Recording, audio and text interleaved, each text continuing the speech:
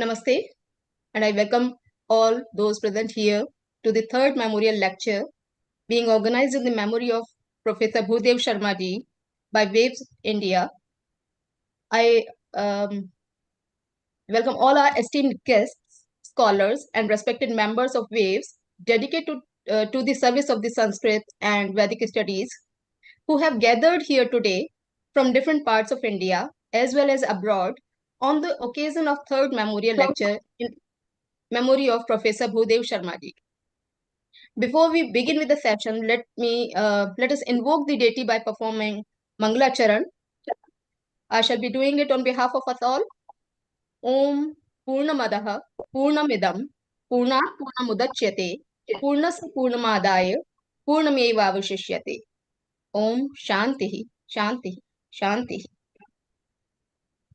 Now, following the tradition, let us witness the journey of Waves over more than 25 years through Waves Kulgi. I am sharing the screen with all of us.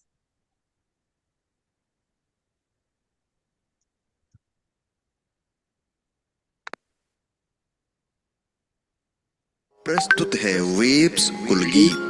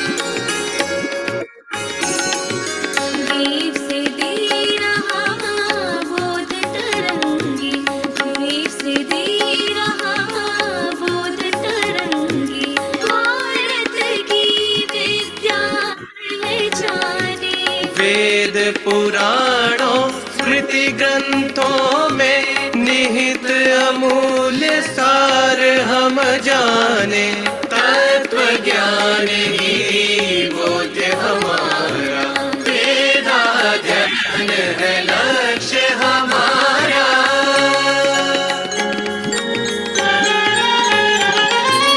दशकों से है waves दे रहा अवसर चर्चा का चिंतन का।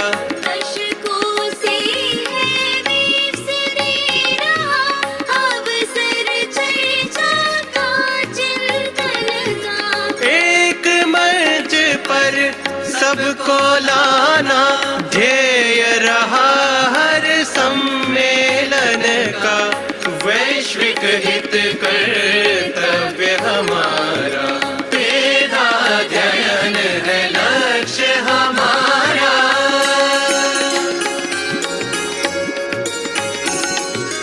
हितं भरा प्रज्ञा से युतनु, हितं भरा प्रज्ञा से युतनु, मृत्यालों से दूर बचे हम। स्वस्थि भाव पूरित जीवन हो, अनृत मार्ग से दूर रहे हम, चिदानंद गंतव्य हमारा, वेदाध्ययन है लक्ष्य हमारा।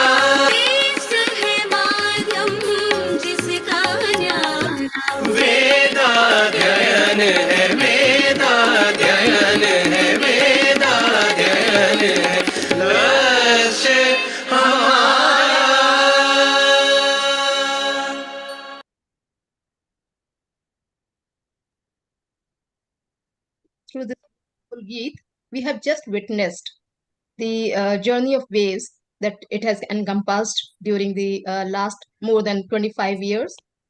Now, a few words about waves. World Association for Vedic Studies, which is Waves International, is a multidisciplinary academic society, and it is a forum for all scholarly activities and views on any areas of Vedic studies, variously called Indian studies, South Asian studies, or Indology.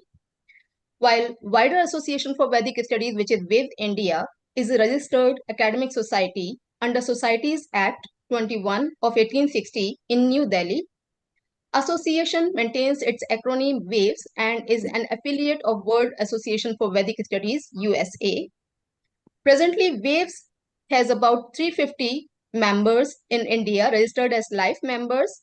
With its 6 chapters in different parts of India, it has till date organized more than 28 annual conferences along with many annual and monthly academic activities.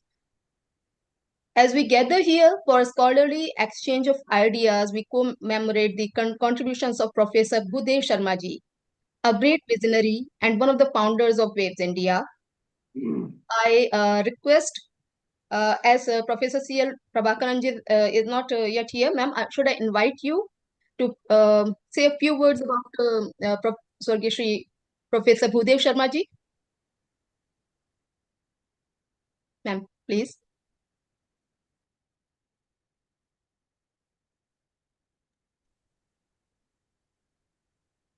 कामना धन्यवाद। Doctor Prabhakar ji नहीं आ पाए किसी कारणवश, और हमने धीरेन्द्र शाह जी को भी इनवाइट किया था, वो भी अभी नहीं आए, मुझे लग रहा बाद में आ सकते हैं। फिर भी मैं अपनी श्रद्धांजलि और वेव्स के सभी सदस्यों की ओर से श्रद्धांजलि आदरणीय बहुत बड़े विद्वान और दूरदर्शी प्रोफेसर भूदेव शर्मा जी के प्रति अर्पित करती हूँ। ये 1996 की बात है जब अटलांटा में उन्होंने वेव्स बनाया, जिसका पूरा नाम है वर्ल्ड एसोसिएशन फॉर वैदिक स्टडीज। और फिर 1997 में दिल्ली में उन्होंने 5 लोगों की एक कमेटी बनाकर ये वर्ल्ड एसोसिएशन की स्थापना की, और तब से ये कार्य कर रहा है। एक मेंबर से लेकर आज इसके 320 मेंबर हो चुके हैं। हमारा उद्देश्य है कि ज्यादा से ज्यादा प्राचीन भारतीय ज्ञान विज्ञान की बातें की जाए, वेद की बातें की जाए। अधिकतर तो वेद की बातें ही हम लोग करते हैं, और जो लोग वेद नहीं जानते, संस्कृत नहीं जानते, दूसरे विषयों में के वैज्ञानिक हैं, यहाँ पर हमारे सामने बहुत से लोग बैठे हुए हैं जो इस तरह से दूसरे विषयों में जिन्होंने अपना जीविका निकाली है, पढ़ाई करी है, सब कार्य भी करे, देश के कार्य भी किए, लेकिन अपने लिए उन्होंने अब व्यक्तिगत तौर से वेदों की ओर ध्यान आकर्षित किया और उसमें रुचि दिखाए और माध्यम बनाया वेव्स को, और उसके मेंबर बने और हम लोगों के संपर्क में रहे। हमने भी उनसे सीखा और उन्होंने भी हमसे सीखा। आज ये तो हम निश्चित रूप से कह सकते हैं कि वेव्स के प्रयत्नों के फलस्वरूप जो एक पढ़ा लिखा सा मध्यवर्गीय समुदाय है, उसमें वैदिक ज्ञान के लिए प्रश्न और आकुलता और जिज्ञासा उत्पन्न हो गई है, और वे किसी न किसी रूप में ज्ञान को प्राप्त करना चाहते हैं, और कुछ प्रश्नों का समाधान भी प्राचीन भारतीय विद्या से चाहते हैं। तो प्रोफेसर भूदेव शर्मा का स्मरण जब भी वे उसको याद किया जाएगा, उनको भी याद किया जाएगा, और उनके प्रयत्नों को भी याद किया जाएगा। वो जब भी थोड़ा से ज्यादा टाइम गैप हो जाता था, कोई कार्यक्रम नहीं होता था, वो याद कराते थे, और हर कार्यक्रम में स्वयं उपस्थित होते थे, और सभी को उनकी स्मृतियां हैं यहाँ पर। इसलिए अधिक ना बोलते हुए मैं अपनी और आप सबकी तरफ से श्रद्धांजलि उन्हें अर्पित करती हूँ, और आगे का कार्यक्रम बढ़ाने के लिए प्रार्थना करती हूँ। ये दोनों व्याख्यान उनकी स्मृति में किए जा रहे व्याख्यान है, और हम बहुत आभारी हैं प्रोफेसर राधा वल्लभ त्रिपाठी जी के, जिन्होंने इस कार्य की और इस लेक्चर दोनों लेक्चर्स की अध्यक्षता करना स्वीकार किया है। ये छंदस विषय है, इसका मुख्यतः छंदस। और जब ये छंदस नाम रखा गया तो मुझे एकदम से ध्यान गया कि मैंने प्रोफेसर त्रिपाठी जी का एक बहुत बड़ा लेक्चर इंडिया इंटरनेशनल में कई वर्षों पहले सुना था। आज तक वो मेरी स्मृति में था और मैंने इसीलिए तुरंत सभा में बोल बोल दिया था कि उनको ही हम बुलाएंगे। अगर वो नहीं मानेंगे तो कोई और बात होगी, तो अलग बात है, अन्यथा हम उनको ही यहाँ पर आमंत्रित करेंगे। और मुझे प्रसन्नता है कि डॉक्टर साहब ने हमारा अनुरोध स्वीकार किया। आप काव्य शास्त्र के मर्मज्ञ हैं और इतने अधिक विद्वान हैं कि पूरे देश में मैं तो दावे का कहती हूँ कि आप सर्वोपरि विद्वान हैं, सबसे ऊंचे विद्वान हैं। और आपके यूट्यूब में ये रोज लेक्चर आप डालते हैं, बोलते हैं, वो बहुत अच्छे लेक्चर है, आप लोगों को भी सुनने चाहिए। आज बाद में फिर और बातें करेंगे, अब ये कार्यक्रम को आप आगे बढ़ाएं। धन्यवाद। बहुत बहुत धन्यवाद मैम, भूदेव शर्मा जी से हमें हमारा परिचय कराने के लिए। और जैसे उन्होंने वेव्स की नींव रखी, उसी पथ पर आज भी हम अग्रसर हैं। तो हमारे पथ प्रदर्शक होने के नाते हम सभी उनको अपनी तरफ से श्रद्धांजलि अर्पित करते हैं। Now, we are glad to have with us today respected Professor Radha Vallabh Tripathi ji as the chair of this session. And may I present a brief bio of Tripathi sir before all of us. Sir is presently the National Fellow of Indian Council of Philosophical Research, New Delhi. And in his long and dedicated service to Sanskrit, he has served many universities as the Vice Chancellor, including Rashtriya Sanskrit Sansthan, Delhi, Shri Lal Bahadur Shastri Sanskrit Vidyapeeth, Delhi, and Dr. H.S. Gord's University, MP. Sir has been widely acclaimed for his original contributions to the study of Natya Shastra and Sahitya Shastra. Professor Tripathi has worked extensively on the Sanskrit Chandas, as Tiwari ma'am has just introduced to us. Sir has published more than 175 books, about 300 research papers, and many critical essays, as well as translations of plays and classics from Sanskrit into Hindi. Sir has been recipient of 37 national and international awards and honors for his scholarly contributions as well as creative writings in Sanskrit and Hindi.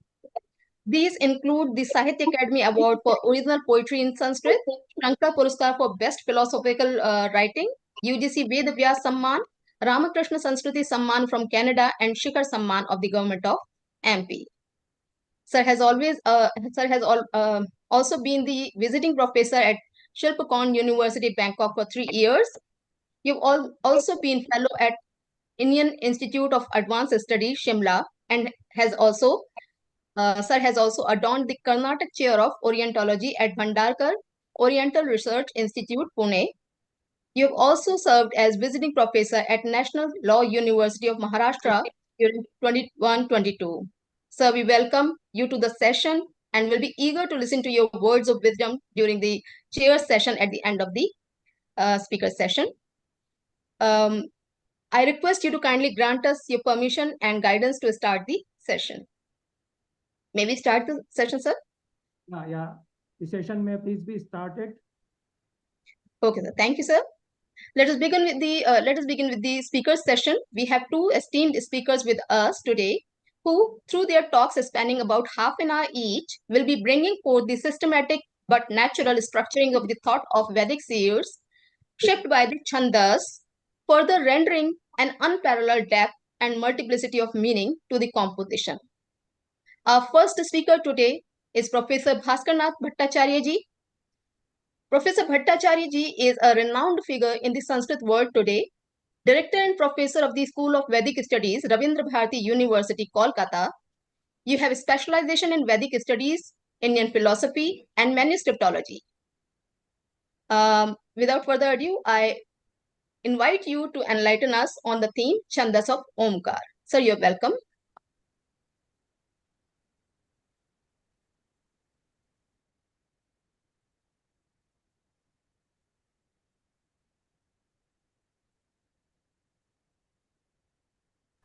Sir, you're muted, sir. You're mute. Sir, you're mute. Can you unmute yourself? रामदा जी नमस्कार, sir को नमस्कार, दीदी आपको भी नमस्कार। सदाशिव समारंभाम शंकराचार्य मध्यमाम आचार्य पर्यंताम वंदे गुरु परंपरा। जब अस्माकं महत् प्रमोद कारणं जब अस्मिन् इदानीन्तने छन्दोविहीने समाजे अस्माकं इदानीं छन्दोविहीने समाजे छन्दसि अस्माकं प्रवेशः कथं स्यात् तत् चिन्तयित्वा अस्माकं नेत्री अस्माकं सभापति प्रोफेसर तिवारी छन्दसि यथा वयं छन्दोयुक्ताः स्मः, छन्दोयुक्ताः भवितुमर्हामः, तदर्थं विषयोऽयं प्रतिष्ठापितः। सर्वैरिदं ज्ञायते ये खलु संस्कृतज्ञाः मर्मज्ञाः वर्तन्ते। षडङ्गेषु वेदषडङ्गेषु वेदाङ्गेषु छन्दसः अध्ययनम् अङ्गरूपेण।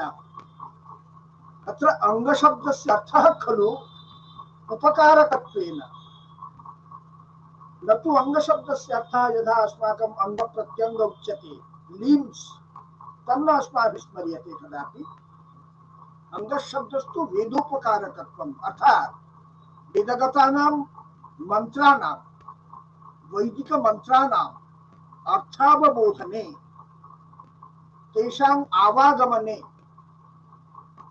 तेषां स्मरणे केन छन्दसा अस्माभिर्भाव्यं, केन मार्गेण तेषां मंत्राणां अर्थावबोधः अस्माभिः करणीयः, तस्य आलोचनं तस्य विवेचना वर्तते।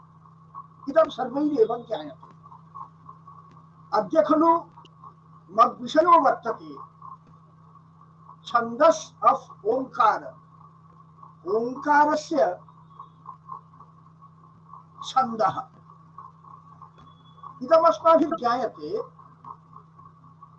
यत् यत्र खलु अस्माकं रचना वर्तते, या कापि रचना भवतु, गद्यरचना वा भवतु पद्यरचना वा भवतु, तत्र किमपि छन्दः स्यात्। यद्यपि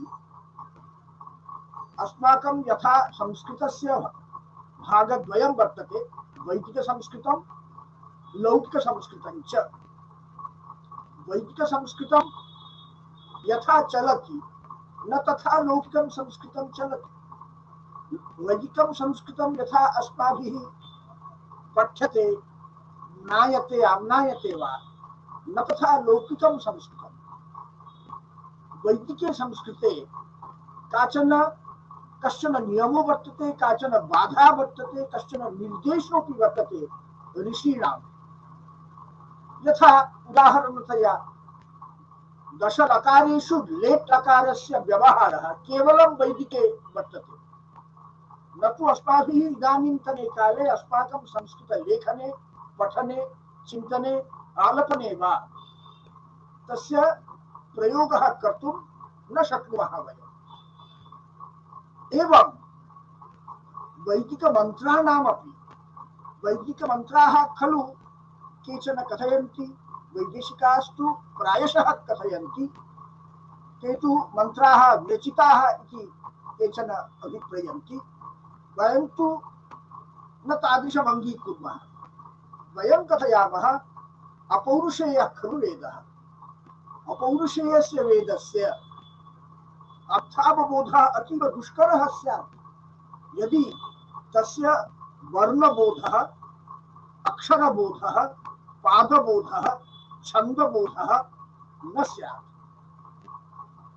तदर्थं वेदगतानां मंत्राणां अर्थावबोधनाय वेदांगादि शिक्षा कल्प व्याकरणं निरुक्त छन्दः ज्योतिषशास्त्रम् एतेषां षडङ्गानां प्रभावः तत्र महान् वर्तते। यदि अस्माभिरेवं स्वीक्रियते वेद खलु पुरुषकल्पः, वेद शरीरस्य कदापि वेद श्रुति माता अस्माभिरुच्यते, कदाप्युच्यते वेद पुरुषः। परन्तु वैदान्तिकाः ये खलु वर्तन्ते तेषां मते तु त्वं स्त्री त्वं पुमानसि त्वं कुमारः अथवा कुमारी। तर्हि वाङ्मयी मूर्तिः वेदस्य वाङ्मयः अवयवः कलेवरः यावान् वर्तते तस्य कलेवरस्य मंत्रब्राह्मणात्मकस्य वेदस्य अध्ययनं यथा अस्माभिः करिष्यते तत्र इयं चिन्ता अवश्यमेव मनसि धारणीया वर्तते यत् तेषां मन्त्राणाम् अपौरुषेयत्वम् अपौरुषेयानां खलु वाक्यानाम् अवबोधः अधिगमः न तावान् सुकरः स्यात् यथा लौकिकानां संस्कृतम्। तदर्थं साहाय्यार्थं तेषां मन्त्राणाम् अवबोधनार्थम् अंगानि इमानि समागतानि, अंगानि इमानि पठितानि चर्चितानि आलपितानि भवन्ति। तेषु छन्दः खलु वेदपुरुषस्य पादकल्पः, छन्दः पादौ तु वेदस्य। तर्हि किमर्थं तदहं यदि चिन्तयामि तद्वयं यदि चिन्तयामः खलु छन्दः किमर्थं पादकल्पः, पादेन किमर्थं तस्य उपमा कथं पादेन अन्ध्रया क्रियते। यतोहि कोऽपि जनः सुपरिचितः जनः मार्गे पथि वा गच्छति, बहु लोकाः मार्गे वर्तन्ते, तेषु लोकेषु यः खलु मम परिचितो जनः तमहं साधु द्रष्टुं न शक्नुमः, न वयं शक्नुमः तावान् द्रष्टुं, परन्तु तस्य चलनस्य छन्दः यादृशं वर्तते, तस्य चलनस्य छन्दः यादृशं, चलनस्य या प्रक्रिया वर्तते तां प्रक्रियां दृष्ट्वा अस्माभिः निश्चप्रचं वक्तुं युज्यते यदयं पुरुषः, यदि कथयामः अयं पुरुषः अमिताभ बच्चन अथवा अयं पुरुषः प्रोफेसर त्रिपाठी, अयं पुरुषः प्रोफेसर तिवारी, एवं कथयितुं वयं शक्नुमः। तद्वत् बटवः, ब्राह्मण बटवः तेषां बाल्यदशायां गुरुगृहं प्राप्य केवलं वेदमन्त्रान् उच्चारयन्ति, गुरुमुखात् अध्ययनं कुर्वन्ति। तस्मिन् अध्ययने उदात्तादि स्वर प्रक्षेप पूर्वकं ऋषि छंद देवता विनियोग ज्ञान पूर्वकं तेषाम् अध्ययनं भवति। प्रति मंत्रस्य प्रथमे सर्वेषामेव वेदानां ओंकारस्य उच्चारणं भवति।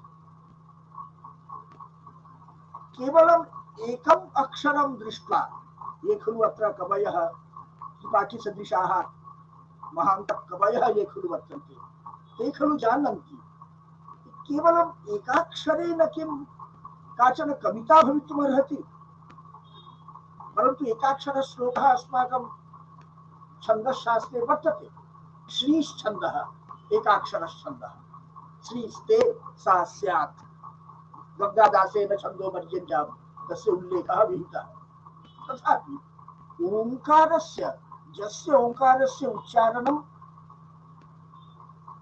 प्रत्येकैः गुरुचरणैः शिष्यैश्च तदनुसारम् उच्चार्यते, तस्य ओंकारस्य छन्दः कः? तर्हि वैदिके संस्कृते अस्माकं गायत्रुष्टिगनुष्टुप् च बृहती च प्रजापते, यदि अस्माभिः केवलं शास्त्रान्तरान् अतिरिच्य, शास्त्रान्तरान् न दृष्ट्वा केवलं ऋक् प्रातिशाख्यम् अनुसृत्य कथयामः तर्हि तत्र पश्यामो वयं गायत्रीष्टुप् अनुष्टुप् च बृहती च प्रजापते पंक्तिस्त्रिष्टुप् जगती च सप्त छन्दांसि तानि। गायत्री, पुष्पिक, अनुष्टुप, बृहति, पंक्ति, त्रिष्टुप, जगति इत्येतानि छन्दांसि सप्त छन्दांसि वर्तन्ते। अस्तु, तर्हि अस्माभिः छन्दसाम् अध्ययनं यदा क्रियते तेषां छन्दसां वैदिकमन्त्रगतेषु तेषां छन्दसां गायत्रीष्टि इत्यादि भेदेन अथवा तेषां सम्मेलनेन कदापि उष्णिगर्भा गायत्री भवति, तेषां सम्मेलनं यद् आङ्ग्लभाषया उच्यते परम्यूटेशन कॉम्बिनेशन, तो परम्यूटेशन कॉम्बिनेशन द्वारा भी आवापोद्वापाभ्यामपि आवागमनाभ्यामपि अस्माभिः छन्दो निर्धारणं क्रियते। परन्तु शुद्धछन्दः शुद्धं यदि छन्दः स्यात् तर्हि केवलं सप्त छन्दांसि वैदिके संस्कृते आगच्छति। तेषु गायत्र्यादीनां छन्दसाम् अध्ययनम् अस्माभिः क्रियते। प्रति वैदिकमन्त्रस्य प्रथमे ओङ्कारोच्चारणं यत् क्रियते तस्य छन्दः किम् इति अस्माकम् अद्यतनीयः प्रश्नः। प्रथमतया इदं कथनीयम् अस्माभिः कि यानि छन्दांसि अस्माभिः पठ्यन्ते तानि तु ऋषि छन्दांसि भवन्ति, अर्थात् ऋषि दृष्टानि छन्दांसि भवन्ति। विश्वामित्र दृष्टं वैदिकमन्त्रम्, अग्निमीळे पुरोहितं तत्तु गायत्री छन्दसा,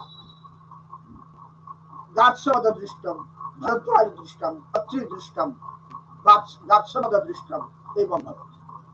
परन्तु न केवलं ऋषीणां छन्दांसि भवन्ति, अथवा ऋषीणां छन्दसाम् उद्भवः केन मार्गेण जातः, तर्हि इतः पूर्वमपि अपरेषामपि छन्दांसि वर्तन्ते।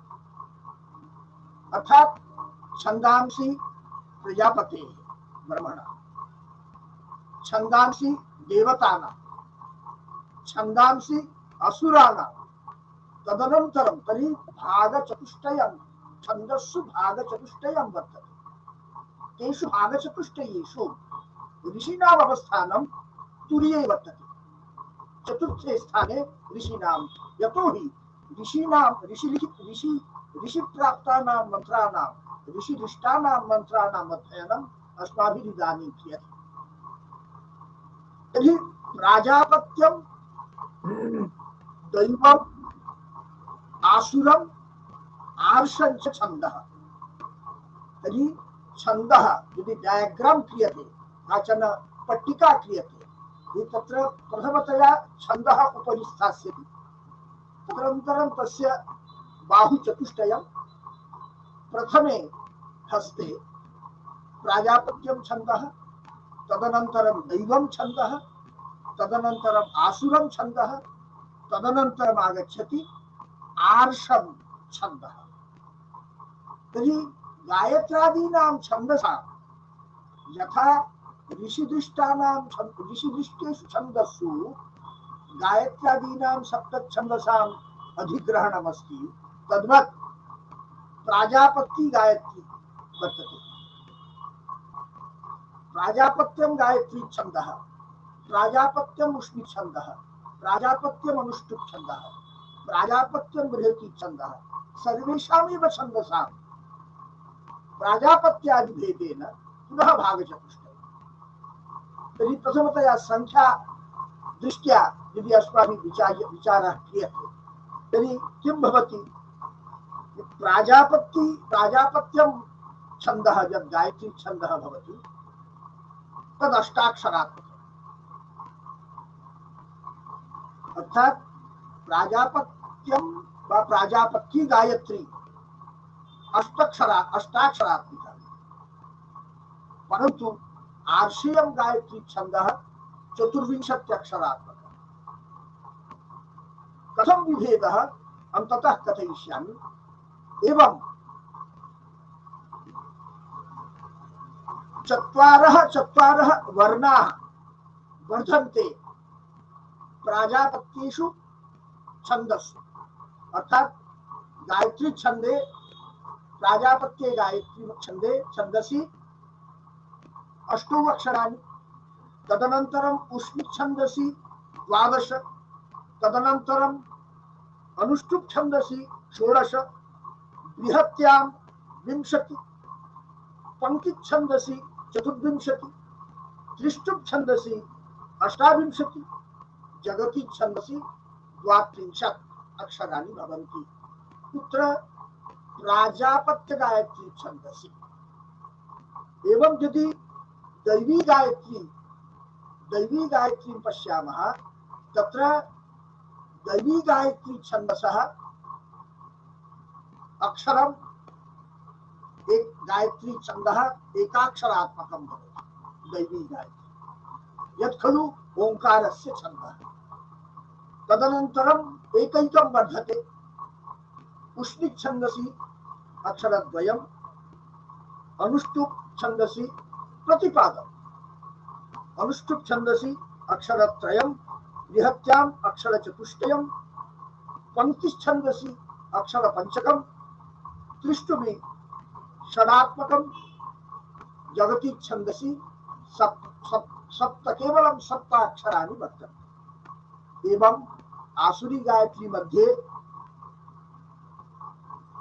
क्षसते न तु वर्धते। इतः पूर्वं यत् भागद्वयमासीत् प्राजापत्यं दैवञ्च, तत्र अक्षरात् अक्षरात्मकं वर्धते, परन्तु अत्र आसुरी गायत्री मध्ये 15 अक्षराणि वर्तन्ते, उष्णिक् मध्ये 14, अनुष्टुप् छन्दसि 13, बृहत्यां 12, पंक्ति 11, त्रिष्टुप् 10, जगति मध्ये 9। एवं इदानीं चिन्तयामः किमर्थम् इयं प्रक्रिया चलति, अथवा तर्हि ओंकारस्य छन्दः कः? दैवी गायत्री ओंकारस्य छन्दः। ओंकारस्य छन्दः खलु दैवी गायत्री, यस्य उच्चारणम् अस्माभिः स्वाध्याय काले, अर्चन काले, केनापि आलपन काले प्रथमतः अथवा स्वीकार काले ओम इत्युच्यते। ओंकार रूपेण तस्य स्वीकारः दैवी गायत्री द्वारा। तर्हि ओंकारस्य छन्दः दैवी गायत्री। अत्रैव मम वक्तव्यं समाप्तं, परन्तु कश्चन प्रश्नः मम मनसि आगतः, तस्य उपस्थापनं विधाय मम वाणी विरामः भविष्यति। किमर्थं तर्हि एवं यदि पश्यामः, ये प्राजापत्य गायत्री, दैवी गायत्री, आसुरी गायत्री, एतेषां छन्दसां या संख्या वर्तते, प्राजापत्य गायत्री मध्ये 8, दैवी गायत्री मध्ये 1, तर्हि आहत्य 9, तदनन्तरं 15, 9 15 आहत्य कति भवन्ति? 24। एवं सर्वेषां छन्दसां प्रजापति देवासुराणां यानि छन्दांसि, छन्दसां यानि अक्षराणि वर्तन्ते, तेषाम् अक्षराणां संयोजनेन, संयोगकरणेन आहत्य आर्षि छन्दांसि, ऋषिदृष्टानि छन्दांसि भवन्ति। अस्य कारणं किम्? किमर्थं वयम् आर्षं यत् छन्दः तद् वयं पठामः? तत्र मम चिन्तितं यदुत्तरं तत् भवतां सविधे निवेदयामि, श्रूयन्ताम्। मनुष्याः त्रिगुणात्मकाः भवन्ति। यः खलु जगति ये खलु मनुष्याः वर्तन्ते, ते तु त्रिगुणात्मकाः, सत्त्व रजः तमः, तमोगुणात्मकाः ते भवन्ति। अत्र दैवी गायत्री यत् तत्तु सत्त्वरूपस्य उपस्थापकः, प्राजापत्य गायत्री यत् तत्तु रजोगुणात्मकस्य उपस्थापकः, आसुरी गायत्री तमात्मकः। वयं ये खलु अत्र मनुष्याः, आयुर्वेददृष्ट्या वा भवतु सामाजिकदृष्ट्या वा भवतु अस्मत्सु गुणत्रयं विराजते। कुत्रापि सत्त्वगुणस्य आधिक्यं, कुत्रापि कस्मिन्नपि रजोगुणस्य आधिक्यं, कुत्रापि वा तमोगुणस्य आधिक्यं मनुष्यविशेषेषु। परन्तु एतेषां छन्दसां संग्रहेण ऋषिच्छन्दांसि भवन्ति इति कृत्वा यत् अस्माभिः यानि छन्दांसि पठ्यन्ते तत् पठनेन यत्र यत्र येषु येषु मनुष्येषु यावान् गुणः प्रकटः अधिकतया वर्तते तत्तु अस्माभिः न ज्ञायते। सत्त्वरजस्तमसां साम्यावस्था तु प्रकृतिः अस्माकं। का प्रकृतिः, मम प्रकृतिः का सत्त्वगुणात्मिका वा रजोगुणात्मिका वा तमोगुणात्मिका वा, तस्य वा गुणस्य आधिक्यं तत्तु निश्चप्रचम् अस्माभिः कथयितुं न शक्यते। वयं सर्वे कथयामः अहमस्मि सत्त्वगुणसम्पन्नः। I, it becomes always first person. I am always first person. Second one will come, then third one. तर्हि तेषु गुणत्रयेषु प्राजापत्ये रजोगुणः, दैवी मध्ये सत्त्वगुणः, आसुरी मध्ये तमोगुणः, एतेषां गुणत्रयाणां संग्रहेण अस्माकं मनुष्याणां तेषां मनुष्याणां तेषां विचारानुसारेण, तेषां बुद्ध्यनुसारेण, तेषां वयोनुसारेण एतेषां गुणानां संग्रहः तत्र भवति। तेषां गुणानां वैदिकमन्त्राणाम् उच्चारणेन, ओङ्कारस्य उच्चारणेन ये खलु सत्त्वगुणप्रधानाः भवन्ति तेषां सत्त्वगुणः वर्धते, ये खलु तमोगुणात्मकाः तेषां तमोगुणः वर्तते, ये खलु रजोगुणात्मकाः भवन्ति तेषां रजोगुणं वर्धते। तदर्थम् अस्माकं तन्त्रशास्त्रे किञ्चन विधानमस्ति, कश्चन नियमो वर्तते। केवलम् ओङ्कारस्य जपविधानं निषिद्धम्। ओङ्कारेण सह कोऽपि मन्त्रः तिष्ठति, ॐ नमः शिवाय तत् तिष्ठति, किन्तु केवलम् ओङ्कारस्य जपः न कदापि करणीयः। यतोहि नाहं जानामि अहमस्मि किं सत्त्वगुणात्मकः, रजोगुणात्मकः अथवा तमोगुणात्मकः। यदि तमोगुणात्मकः अहमस्मि तर्हि मम तमोगुणः तस्य वर्धनं भविष्यति, तस्य प्रभावेन मम समाजः विनष्टः स्यात्। रजोगुणात्मकेन समाजस्य दशा कीदृशी भविष्यति, सत्त्वगुणात्मकेन समाजस्य दशा तथैव भविष्यति। तदहं चिन्तयित्वा सर्वेभ्यः प्रणामान् वितर्य मम वाणीं विरमामि। नमो नमः। Thank you so much, sir, for enlightening us about the Chandas of Omkar. And you have just given us a gist that there is a lot of scope for research in the Chand of Omkar.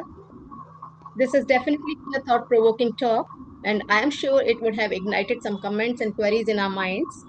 We will be inviting them in the Q&A session after the second talk. So thank you, sir.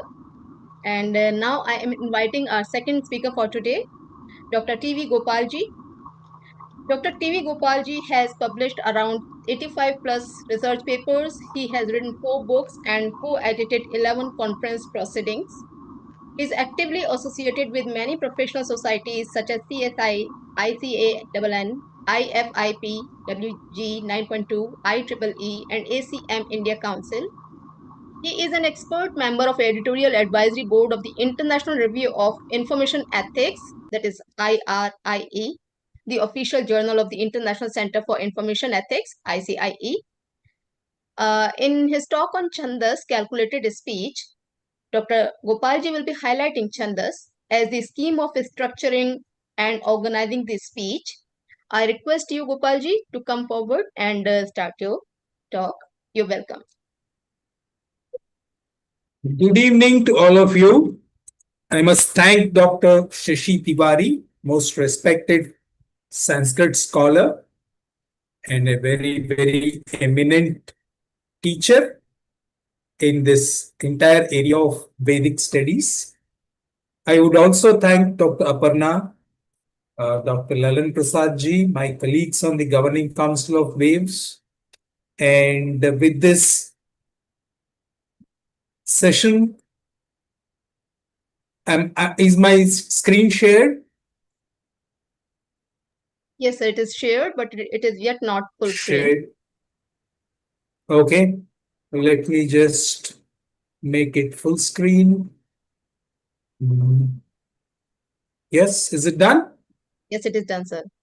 Excellent. Thank you very much. The speaker who spoke before this talk, somehow with some telepathy or some exercise, did mention Om Namah Shivaya.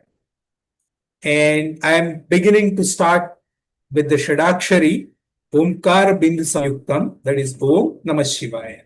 Namah Shivaya is the Panchakshari, but I would wish to make it a Shadakshari, Omkar Bindu Samyuktam.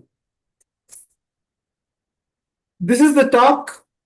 Professor Bhaskarnath Bhattacharya has been very lucid in underscoring the importance of understanding Apaurusheya as a concept. Authorless, it just comes from somewhere, and it is nicely captured both in form of speech as well as the script. The talk that I am proposing is to make sure that all this that is captured in that form of Apaurusheya is very much within a framework of life, living, work, interaction, and spiritual progress. This is the essence of how we began the interactions with late Professor Bhudev Sharma. It began much earlier than the Center for Applied Research in Indic Technologies has really got formulated, structured, and took off. He has been with my family. His blessings have always been reverberating in the way in which we have been interacting. My family members have been talking about. The June 2001, I was nominated by Anna University to do 4 lectures and attend the full 22-day refresher course at MS University, Baroda, Sanskrit Mahavidyalaya. So H.M. Pandey was the anchor coordinator for this 22-day course, fully sponsored by UGC. It was on 10th June 2001, the columns of the Sunday Times of India, Ahmedabad, have reported this entire course, experiments planned to prove Vedas are science. They quoted me up front, and it went through the full process of syndicate approvals. We need to repackage our ancient knowledge of Veda and Vedanta in present and to present them in a scientific form so that the scientific community can understand well. This is where I have been quoted, and the newspaper article keeps mentioning several of my opinions which were expressed, but then the lectures were very formal, and we moved over. Next step in the formation of Kerit and formalization has been the 5th India Conference, Vedic Wisdom and Global Issues, Srisailam, Andhra Pradesh, conducted by Waves. In fact, for this conference, I traveled with Mrs. Bhudev Sharma and Professor Bhudev Sharma from Bangalore. Professor Prabhakar, who could not join the meeting today, was also there. It was almost 27 hours of journey by road for all 3 of us. And we have been interacting very extensively right through the journey. The conference was brilliant. Dr. Shashi Tiwari was very much there. Dr. Kalanidhi was a co-author of my paper. Kalanidhi was the vice chancellor at that time. So we got a very, very firm and a strong foundation, the certification and this exercise, sharing the thoughts with very eminent intellectuals. The progress of research in this center went on very smoothly. Dr. Balram Singh is aware of those early years. Dr. Rajiv Malhotra, who joined for a short while, was very much there. The focus of this topic, the term Chandas, I'll come back to it later. Let me not talk about Chandas. Professor Bhaskarnath Bhattacharya ji has given a nice topic, nice lecture. I have categorized or divided this talk into three pada. One, Chandas, logic and mathematics in language. Two, Chandas, sound to sense in life. Three, Chandas, Vedanga is equal to Vedas. Chandas as a Vedanga is equal to Vedas. There are three major topics into which my lecture is structured. Chandas, logic and mathematics in language. We need to understand one very important fact that we keep telling. While mathematics is both the handmaiden and the queen of sciences, it influences every discipline of human thinking in a fancy notation, symbols which are definitely taking away from the plane of our real life. Sanskrit differed. Sanskrit sense language. It's a language which builds in logic and mathematics. You just learn the language, everything flows. And the very first stepping stone for this exercise is Chandas. And it's at the feet of the Veda Purush. The Vedas will keep on going. The first step is that. So we are not talking about language in a manner where it is reducible to some notations. It's language. That's all. Logic and mathematics flow into that language. And it's Chandas. Chandas involves the study of akshara, syllables. Specific types and numbers of syllables are considered in constructing poetic lines and verses. Matra. Some meters are based on the number of more the unit of rhythm. We'll come back to it later. Pada, the concept of foot, the basic unit of verse. It is modeled on Tripada, three parts in this lecture. Upfront, Kshama Prarthana, Yadakshara Pradabhrashtam, Matrahinam tu Yadbhave, Tatsuram Kimyatam Deva Narayana Namostute. I begin with Pranayama, which is Prana is the vital force, energy. Yama, regulation or discipline. The act of breathing is called Swara. We cannot separate these two. And when we talk about Chandas, we talk about Swara. While the switching over from one nostril to another reflects a rise of breath in that nostril, or Udaya meaning the rise. When the period of one nostril is over, automatically the breathing passes on to the other nostril for almost an equal time. It's performed with a fixed periodic rhythm through the left and right nostril alternatively. This change of nostrils is periodic. Thus the name Swarodaya Shastra for this ancient science. It's a very important science. The former Vice Chancellor of Anna University, who was then the Vice Chancellor, Dr. A. Kalanidhi, has tried to create a model for pranayama. His own model, his own work, he published a small booklet with the Vice Chancellor at that time. Very fortunate to have interacted with him on this.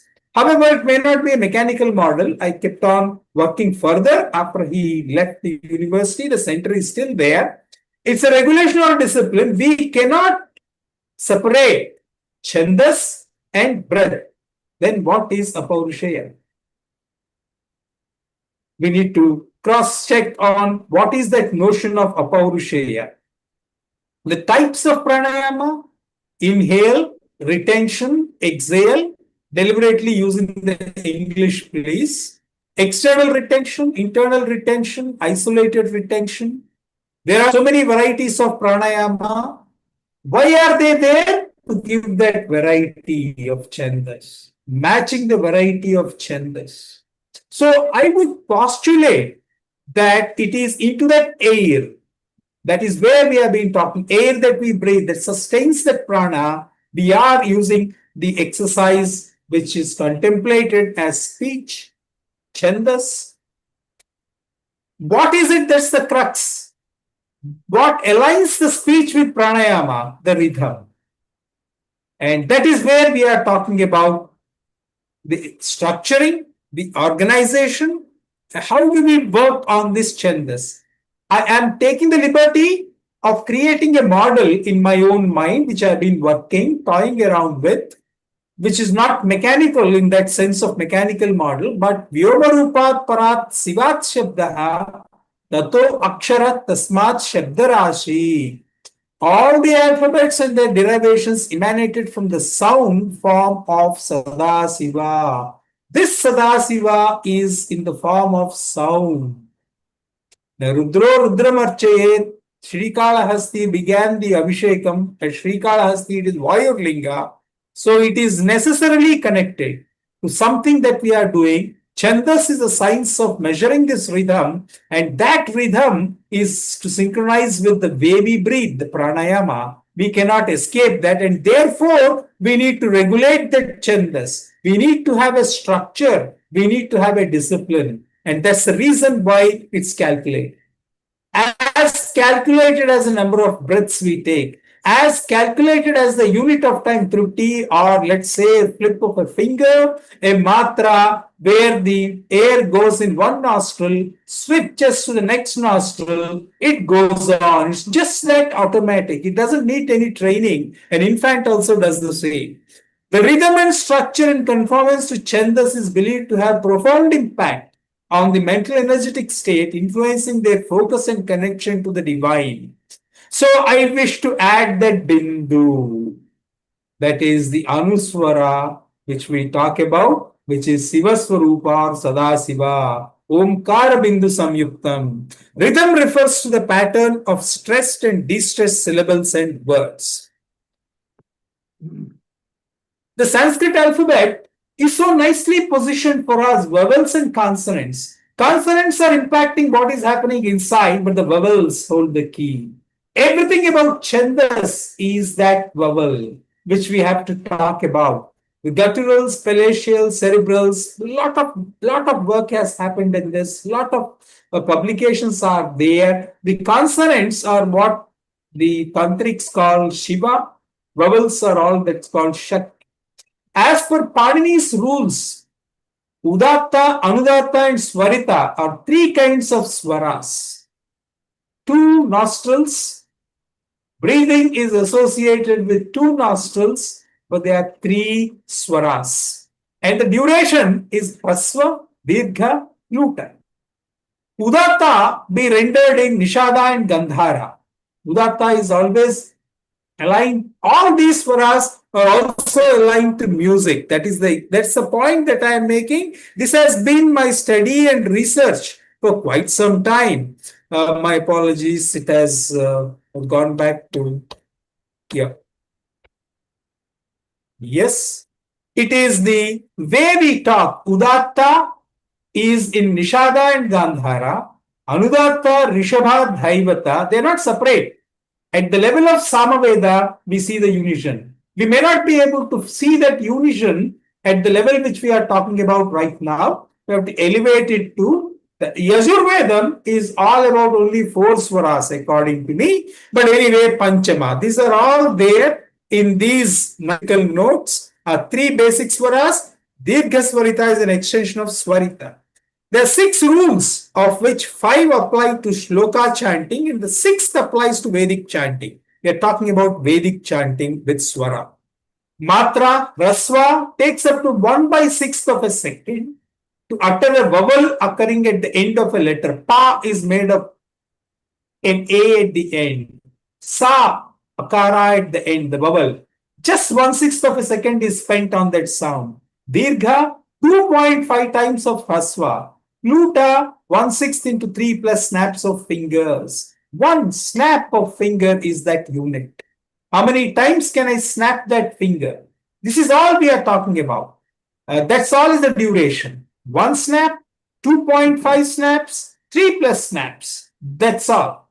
We need to understand that this much of calculation aligns that rhythm with the pattern of prana, and it gives variety. There's so much of 7 types of chandas. Why are they there? There are types of pranayama. We need to align them to what are called the ways in which we talk about pranayama. We have many things like that. We can make more discussions later. I'm not willing to spend time on that. Krishna Yajurveda, which I practice, is the musical note Re, Ga, Ma, or Pa.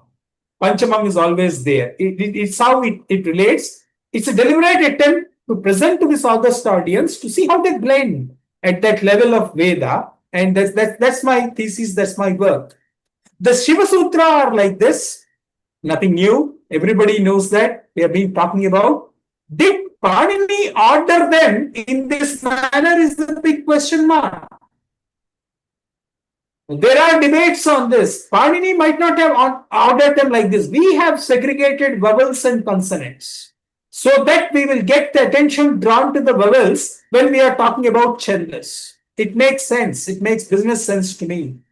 Panini would have ordered it like this. A serpentine order of the way in which the alphabet is structured. So all the other 5 things which I have mentioned, Varnam, Matra, Balam, Samam, Santanam, they are all talked about, they all talk about on the structuring. The best is Malini Tantras, Vijayottar Tantra is the best idea, where Panini would have organized it like this. We have, for convenience of chandas, restructured vowels and consonants. Well, the Namah Shivaya I cannot help but expanding as an example.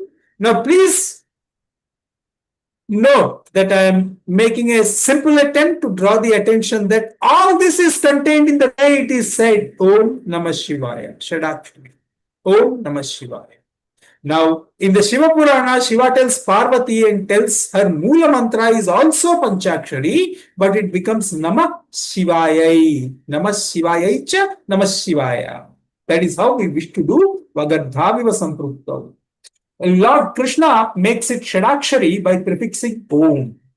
Om joined the Panchakshari and therefore it is A-U-M. Again, Bhaskarnath Bhattacharya is the best for making this Bindu as the Anuswara, Sadasiva. The next part of my talk, second idea, Chandas, sound to sense in life. This particular title of this second part is primarily to draw your kind attention to the fact that English language also does the same. We are not at all bothered about the language. Sound is an abstraction. The English language from sound to sense, it's a very good book. I wish to recommend that book, suggest that book for further reading. The crowning glory of Sanskrit literature is its poetry, but what we claim is it is sound to sense in life. Not only my life, but I breathe into the letter that I write. I breathe into that akshara. The akshara can come alive tomorrow. How do we want it to come alive? The script in conformance with Devanam Nagari. That is how I wish to see. While it can be related, but I wish to see it like that. The crowning glory of Sanskrit literature is poetry. It can boast of such a wonderful depth in thought, construction, and meaning of the poems, and it would leave anybody spellbound. There's something very magical, intrinsically magical. The poets had a meticulous and rigorous way of defining the way poems had to be written, the material they should contain, and the rules to adhere to. The poetical meter is called Chandas, Chandas Shastra or prosody. Vedic seers were also poets. Chandrasekhar and Saraswati, Param Puja, Chandrasekhar and Saraswati, the Paramacharya of sage of Kanchi, was very clear in noting this. Vedic seers are also poets. And that's something which we need to understand. It's not merely sound to sense, it's sound to sense in life. That is a difference which we need to understand. The language English got associated with the faith, and the triad is different in that faith. But we can't help it. Though at the sound level everything is abstract, it is like that. I don't want to spend time on that. A syllable is laghu only if its vowel is haswa. The definitions are there. It is all a snap of a finger. 1 snap of a finger, 2.5 snaps of a finger, 3 plus snaps of a finger. That's all, and they are only udatta, anudatta, and swarita. Dirghaswarita is an extension. They all blend into the seven swaras, which is what is the study that I have been trying to propose and work further on. A syllable with anuswara, that is where the bindu is necessary for us. I wish to draw your kind attention to that. Took a liberty, but then I'm thrilled that Bhaskarnath Bhattacharya, our good professor friend, has also mentioned Om Namah Shivaya as a part of his talk. For matra measurement, Lagu syllables are counted 1 unit, Guru syllables are counted 2 units. Professor Subhash Kak, I'm thankful to him for that nice paper which he wrote on Yamata, Rajabhana Salam. Very recently, Manjul Bhargav has also written on the combinatorics. The combinatorics are many, but we want to regulate the chandas on breathing patterns. The rhythm is the breathing. That is the mysticism. It makes me keep calm. The breathing is easy. I can choose the chandas and then it works. It works brilliantly. The Sanskrit prosody, Yamata Rajabhana Salagam, relates to the Greek equivalents. At this level of operations, the way Laghu and Guru is so nice, very, very important for me to understand. We can also have 100s. We can create a binary method. We can talk about Pingala's Chandas Shastra. They're all equivalent.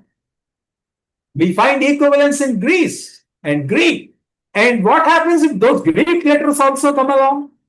They can. They can come along. And they may be brought alive. The Greek names to the Latin instances. We are not really doted to Greek, but the Latin equivalents, that's where the English sense to sound comes. I've been reading that book, trying to see how they match to our way of working. All that is not Greek and Latin. And therefore, I have been trying to present in various forums. Later on, a lot of publications came. I did go thanks to the invites by Professor Prabhakar himself to Vedadhyayana Trust he has in Bangalore, the Hanuman temple there. He was very, very religiously organizing conferences. I did speak on his invitation. I also went and spoke in Bangalore, Karnataka, Haridasa Research Center. A short spell where I was allowed to publish a lot. Then it culminated in a bigger work which was advised by late Dr. APJ Abdul Kalam and Balamurali Krishna, the musician Dr. Balamurali Krishna. So it is like that the Greek names and Latin instances, they may come alive because we breathe. And yet it is a Paurusheya. It is not that we are disregarding or not acknowledging it is a Paurusheya. We breathe to make all these letters come alive, the matrikas, matras, and the letters, the aksharas. We want them to come alive as Devanagari, Devanam Nagari, and yet it is a Paurusheya. So, this is the set of meters, 7 meters. This I am not willing to spend time on. A nice book by Sampadananda Mishra, Chando Vallari. Vallari primarily signifies a creeper or a climbing vine. It can also refer to a compound branching footstalk or even curled hair. A Vallari is like that, a spiral footstalk. May mean fenugreek, menti, or a musical instrument. Is this a limit of writing systems? If we want to breathe life into the aksharas are like that, and it relates to the breathing patterns, and we have a constraint on this. Is there a limit for writing systems? Let's ask for ourselves. The writing systems cannot be against life. No jivahani is a basic principle. Again, I'm not triggering a debate on whether it is the same as ahimsa or not. What is it? But then is there a limit on writing systems? There's a limit for many things. The third part, as I said, in my mind, I'm thinking only of Tripada, that's japa, nothing more than that. Chandas, Vedanga is equal to Vedas because it's there everywhere in Vedas. All Vedas are only Chandas. Why did we make it Vedanga? Purusham Jagat. And towards that we made the feet of the Veda Purush. The very first stepping stone of that Veda Purush is that. The root Chat means esteem, to please, to seem good, feel pleasant, nourishes, gratifies, celebrated. Chandas refers to the Vedas themselves. Krishna refers to Vedas as leaves of the tree of creation. The creation is much larger. It's a big tree. Vedas being in verse form also came to be known as Chandas. Vedas came to be known as Chandas. When we were only talking about sonic traditions, that's exactly the area of research that I've been working on. Prose and poetry follow the rules of Chandas. Why? Because it has to be aligning with the breathing pattern. There's a strong connection in that model which we cannot miss, yet everything is apaurushaya. Chandas generates rhythm to the literature when the rules are properly followed. So after all the Vedas are written, everything is there. The Sivatandava has begun. The origin of Saptaswaras is like that. From the four Swaras, it became Saptaswaras, quoting Natya Shastra. I've been fortunate to be blessed by Dr. Padma Subramaniam.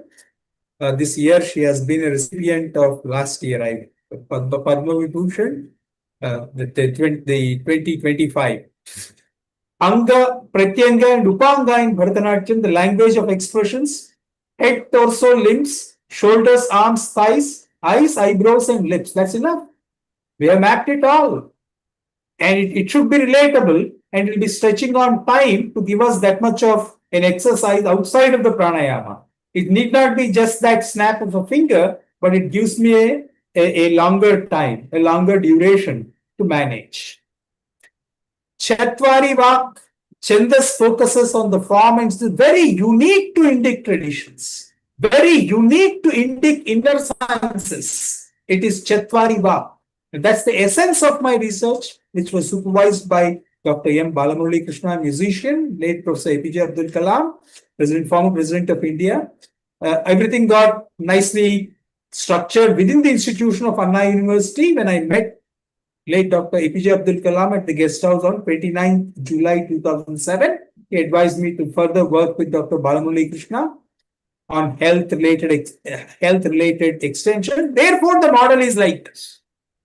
It has an effect on the breathing, and we breathe. We breathe life. We breathe life into the aksharas. We breathe life into the matrikas. Chatwari Vak refers to the different levels of language and the different ways truth can be expressed. Truth cannot be in a manner where it is in any manner. All Vedic is true. Why did they conform to the Chandas? Why did they have that regulation? Because no jivahani in any manner. Vaikhari, outward speech. Madhyama, intermediate speech. Pashyanti, mental speech. Para, transcendental speech. So this is an essence of what I see as Chandas. It's a great unifier of everything that life form wishes to do, wishes to treasure, wishes to cherish, wishes to nourish. And that's just about what I wish to present today to this august audience. Thank you very much. And I'm particularly thankful to respected Dr. Mrs. Shashi Tiwari for making it a third memorial lecture for Professor Bhudev Sharma. Thank you. Thank you so much, Gopal sir, for presenting this well-researched and well-presented talk. You have ignited, again, I would say that you have also given us thought-provoking research topics that we and others would be following upon. And I believe that it would have ignited many queries or some comments in the minds of those present here, but we would be taking them in the Q&A session after the chair's address. Thank you, Gopalji. And now I invite Professor Tripathi ji, Professor Radhavallabh Tripathi ji, for his chair's address. Sir, you're invited to kindly comment upon the talks that we have had today and present your views on this. Welcome, sir. Thank you very much. Respected Professor Shashi Tiwari ji and the learned speakers for today's program. Professor Bhaskar Nath Bhattacharya ji and Professor T.V. Gopal, Madam Kamna ji, Aparna ji, and all the distinguished scholars who have joined the gathering, who have joined the August gathering today. I regard it as a proud privilege to be a part of this event, that is the third Bhudev Sharma Memorial Lecture. I have been a witness to this long and magnanimous journey of the waves, which Professor Shashi Tiwari has discussed in her introductory remarks today. I have attended some of the deliberations of waves when I was at Delhi between 2008 to 2015. I came to know Professor Bhudev Sharma through Professor Shashi Tiwari ji. I could see that both Professor Bhudev Sharma and Professor Shashi Tiwari, they have been working with a missionary zeal for the cause of Vedic studies. Whenever I met Professor Bhudev Sharma, he appeared to me like a godly person. I pay my humble tributes to him. I think that we are all feeling his presence, his vibrating presence, which reverberates in all the programs organized by Waves. Friends, we have listened to two very erudite lectures about Chandas by Professor Bhaskar Nath Bhattacharya and Professor T.V. Gopal. Professor Bhaskar Nath Bhattacharya rightly pointed out that our society has become Chando Vihina. The Chandas has evaporated from our life, or it has been marginalized or discarded to all this running about so many other things, so many worldly things. We have been living in Chandas earlier to date, and the disappearance of Chandas, which has been torn apart from us, has led to the erosion of the whole system, the whole music of life, you can say. When I read the books on Chanda Shastra, or when I read Natya Shastra, which is of course also which is one of the earliest texts on Chanda Shastra also, I feel that a human being is an epitome of Chandas. आदमी इंसान जो है छंद का पुतला है. A human being doesn't have any other identity except Chandas, that he is made in Chandas. Bharat Muni said that Chando hino na shabdosti na chandas shabda varjitam. There is no syllable without Chandas. There is no word without Chandas. And there is no Chandas without syllables and words. So they are invariably related through samvaya sambandha. Chandas, as I understand, as Professor Bhaskarnath Bhattacharya and Professor T.V. Gopal, I think they have also emphasized over the fact that Chandas forms the quintessence of all living beings, not only human beings, because the whole cosmos vibrates in Chandas. And not only human beings, all living creatures, they move in Chandas. And in Shat, 6 Vedangas, of course, Chandas stands for Veda, as Professor Gopal has rightly said. And Chandas is also one of the 6 Vedangas. Chandas there stands for Chanda Shastra, or the prosody, which is a science. So Chanda Padau tu Vedasya, there you have to distinguish. There Chandas become the foundation of the study for Veda. In the 6 Vedangas which are required for the study of Veda, Chandas forms the very foundation. And Chanda Padau tu Vedasya Hastau Kalpota Pachyate Jyotisham Ainam Chakshu Niruktam Shrotra Muchyate, they say. So the importance of all the 6 Vedangas is defined as the 6 limbs of human body. And Chandas forms the very foundation. Professor Bhattacharya has viewed the concept of Chandas in this cosmological perspective, and a human being should allow himself to become the vehicle of Chandas. That is the whole significance of human life, that Chandas makes him to move in cosmic rhythm. Professor T.V. Gopal has given a comprehensive view of Chandas, and both the learned speakers have discussed the significance of Omkar or Pranav. Professor Gopal has rightly suggested that Chandas is logic and mathematics in language. Chandas is all about moving from sound to sense.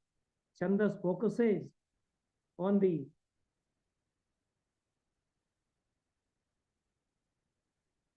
structures of language. And we cannot separate Chandas from breath. Human being lives through his breathing system. And Chandas, because a human being is nothing without Chandas. So Chandas is breathing. And Chandas percolates our breathing as much as breathing is structured and organized. Chandas is science to measure the rhythm of life, as he said. Chandas Shastra is a unique contribution of India to world science, to world history of science, to global culture also.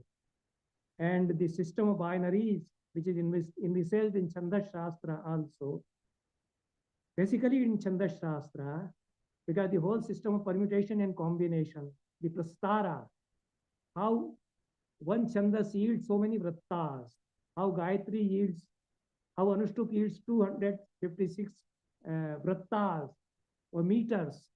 So the whole science which runs through mathematical permutations and combinations, that is also India's combination, and it is used, the system is used in artificial intelligence and computational sciences also, as Bhaskara, Acharya and Lilavati explains. And he says that I have derived these notions and concepts from Chandas Shastra. But the fundamental philosophy behind Chandas Shastra visualize the whole cosmos vibrating with laya, that is rhythm, and gati, movement, and yati, that is pulse. So these are the three basic components. The whole cosmic order moves in laya, gati, and yati. And Chandas is created to laya, gati, and yati. So Chandas is just a vehicle for carrying out the vibrations and making them explicit with tones and intonations. I think Professor Gopal has also very beautifully explained this. In Vedic literature, of course, the word Chandas is used in the sense of mantra. And a part of hymn or a metrical composition. When this cosmos was created, as Purush Sukta says, then the metrical compositions came out from the body of the primordial being, the Purusha. And just as Omkara or Pranava is the first among the forms of Chandas, Kalidasa says that Raghu, in the same way, was the first among the rulers of the breath. Asin Mahikshitam Adya Pranava Chandasamiva. As the Pranav is the first Chandas, in the same way he was the first king, the first rulers in the first of the rulers in the Raghu dynasty. So both of the learned speakers have talked about the significance and its cosmic value of Pranava or Omkara, and it is the first Chandas which comes out, which is given by the Vedic seers. And the philosophy of Chandas, which Professor T.V. Gopal has discussed, and he has rightly pointed out how Udat, Anudat, and Swarita culminate into 7 swaras when they are used in the musical system of Sama Gayan. So they become Shad, Rishab, Gandhar, Madhyam, Pancham, Dhaivat, and Nishad. This is very much explained in Natya Shastra also, and the whole system of ancient Indian music also. So in Chandas, we see that Lasya and Tandav, they go both hand in hand together. The violation of any specified tone or intonation or pause will disturb the harmony. And Chandas means the harmony in life, the rhythm of life, the harmony of the cosmological order. So any disturbance in this cosmological order is created by the Viswarata, by the Vivadiswara, as we say in musical system. So all the Acharyas of Chandas Shastra discuss the Viswarata, how Viswarata or the discordant note comes in prosody or in Chandas Shastra, and you must recite a chandas in a proper way. If you are a right human being, you should know how to speak and how to recite a chandas. And the importance of Chandas Shastra as treated by our seers, I came to know when I was in Thailand that the princess in the royal families there, they were taught Chandas Shastra. And it was believed that if they learn Chandas Shastra, they will become better human beings. They will become good administrators, because Chandas Shastra is all about management of life, managing life in a rhythmical order. It is again identifying ourselves with the cosmical order and creating that cosmical order, being uh, um, being identical with that cosmic order. So the Chandas Shastra makes us attuned to that rhythm of life, which is cosmic rhythm eventually. Now,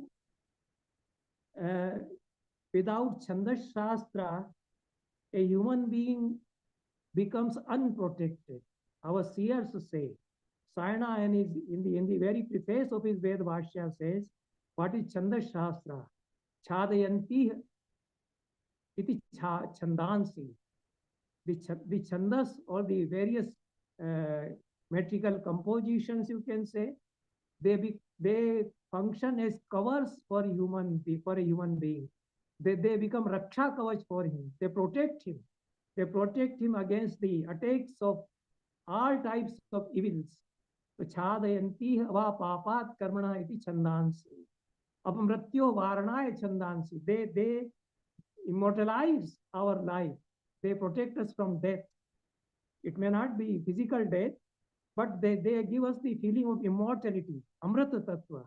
As long as we practice Chandas Shastra, we feel the immortality of the experience of being immortal. It is not physical immortality. It is the experience of Amrata Tattva. So it is the significance of Chandas Shastra, which was first discussed by Aitreya Mahidasa in Aitreya Aranyaka. He says that Chandas becomes a shield to protect human beings from being involved in sin. And Tetri Samhita also he cites that the Chandas or Chandansi, they protect us from the heat of life, from all kind of evils of life. So for a human being, the Chandas Shastra becomes like a mother's embryo and is covered or enveloped in that. This is the idea which the seers give about the Chandas Shastra.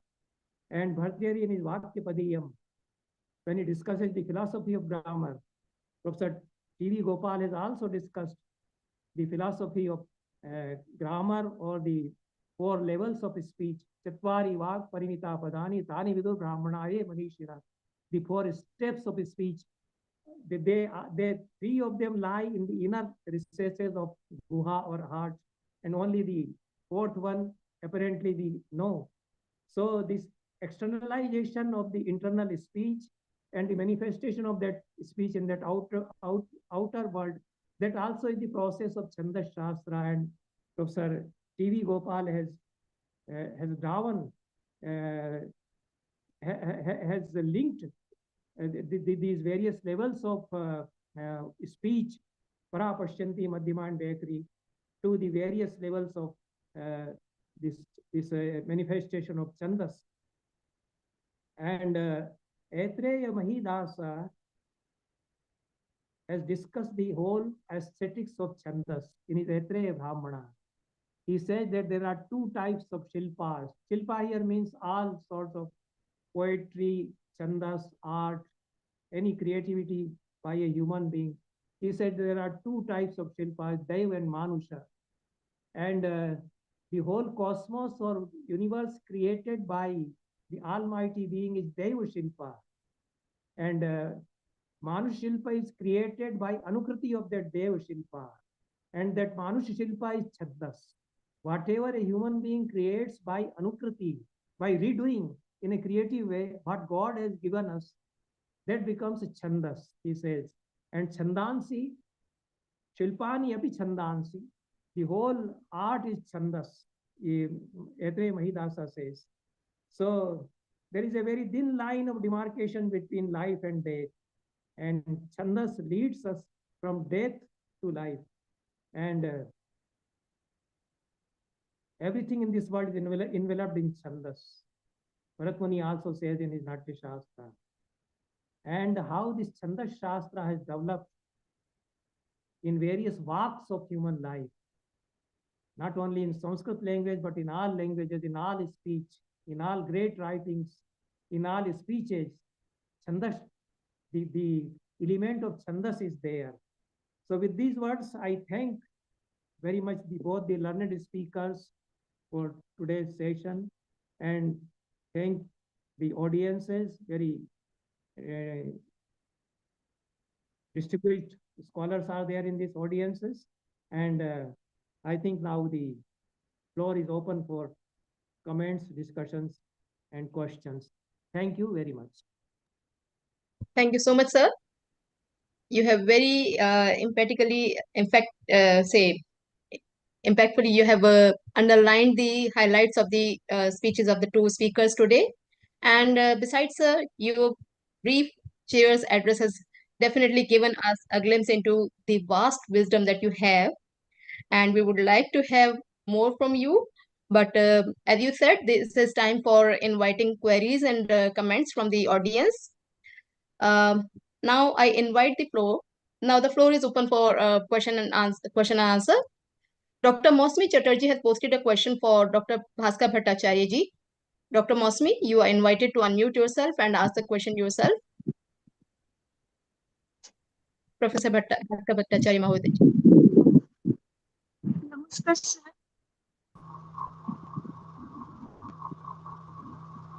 मम प्रश्न त्रिगुणात्मक मनुष्य त्रिगुणात्मिका मनुष्य एतदर्थं किं वर्णत्रयात्मक गणो लौकिक छन्दसि दृश्यते नहीं तत्कथयितुं न शक्यते गणास्तु तत्र अष्टौ गणाः त्र्यक्षरात्मकाः वर्तन्ते गणद्वयात्मिकाः एकाक्षरात्मकाः वर्तन्ते तत्र नागच्छति विचारः कर्तुं शक्यते पुनः पुनः विचारेण वादे वादे जायते तत्त्वबोधः तत् कर्तुं शक्यते परन्तु साक्षात् अत्र यथा दृश्यते ये सत्त्वरजस्तमांसि सत्त्वगुणस्य प्रवेशः दैवे भवति देवतायां रजोगुणात्मकः ब्रह्म सृष्टि भवति तत्रापि अक्षरत्रयं तमोगुणात्मकः असुरः असुरः शब्दस्य अर्थः कः आसुरिकाः गुणाः ये खलु आसुरिकाः विशेषणानि यानि वर्तन्ते तर्हि मनुष्येषु यथा सत्त्वगुणाः वर्तन्ते रजोगुणाः यत्र वर्तन्ते तथा तमोगुणाः अपि वर्तन्ते तेषां यतोहि तेषां प्राजापत्य दैव आसुर छन्दसां सम्मेलनेन आर्षच्छन्दसाम् उद्भवः तत् कथम् आर्षच्छन्दसाम् अध्ययनं कैः क्रियते अस्माभिः मनुष्यैः क्रियते न तु देवाः आर्षच्छन्दांसि पठन्ति न हि ब्रह्मा कदापि आर्षच्छन्दांसि पठन्ति न हि असुराः कदापि आर्षच्छन्दांसि पठन्ति परन्तु मनुष्याः पठन्ति सुमर्थमनुष्याः पठन्ति वेदेषु यत्र छन्दसां प्रयोगः वेदेषु छन्दांसि वर्तन्ते मन्त्रेषु वर्तन्ते मन्त्रेषु गुणाः वर्तन्ते the qualities is also there according to the qualities of mantra and according to the quality in you when you utter the mantra you will get that particular guna if you have the presence of sattva guna a lot in your mind in yourself then you will get sattva guna from Vedic mantras or rajoguna or तदर्थमेव अपव्याख्यानं यद् भवति तमोगुणात्मकं व्याख्यानं वैदिकछन्दसां भवति वैदिकमन्त्राणां भवति, रजोगुणात्मकं व्याख्यानं भवति, सत्त्वगुणात्मकं व्याख्यानमपि भवति। बहवो व्याख्यातारः इदानीन्तने काले विराजन्ते। इतः पूर्वमपि ते आसन्। तेषां व्याख्यानं कथम् आगच्छन्ति? गुणप्रभावात्। विशेषणस्थानेन विशेष्याणां प्रयोग विशेष्याणां परिचयः विशेषणेन भवति। इदानीं विशेषणानि भवन्ति। तदर्थं कथयामि। नमस्कार सर। सर मम द्वितीय प्रश्न किमर्थं छन्दमञ्जरीकारेण गणशब्दस्य लक्षणं न दीयते? नहीं, गणशब्दस्य तो स्पष्टार्थः न, गणशब्दस्तु स्पष्टार्थः। यथा शायनाचार्येण विनियोगानाम् उल्लेखः कृतः। यत्र विनियोगस्य व्याख्यानेन प्रयोजनं नास्ति तत्र गतसूक्तविनियोगः, गतार्थः एवमपि। तद्वत् गणशब्दस्य अर्थः कदापि गणशब्दस्य अर्थः अस्माकं संस्कृतसाहित्ये नास्ति। परन्तु गण इति यः खलु शब्दः तस्य विचारः कर्तव्यः। कथम् आगच्छति? गकारः, गकारोत्तरवर्ती अकारः, नकारः, नकारोत्तरवर्ती अकारः विसर्जनीयः। एवं तेषां व्यवच्छेदेन गणशब्दस्य अर्थः कर्तुं शक्यते।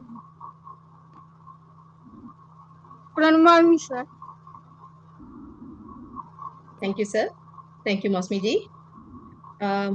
Anyone else who would like to ask our speakers any question or would like to comment? Professor Abbas Kaushal ji, you're invited.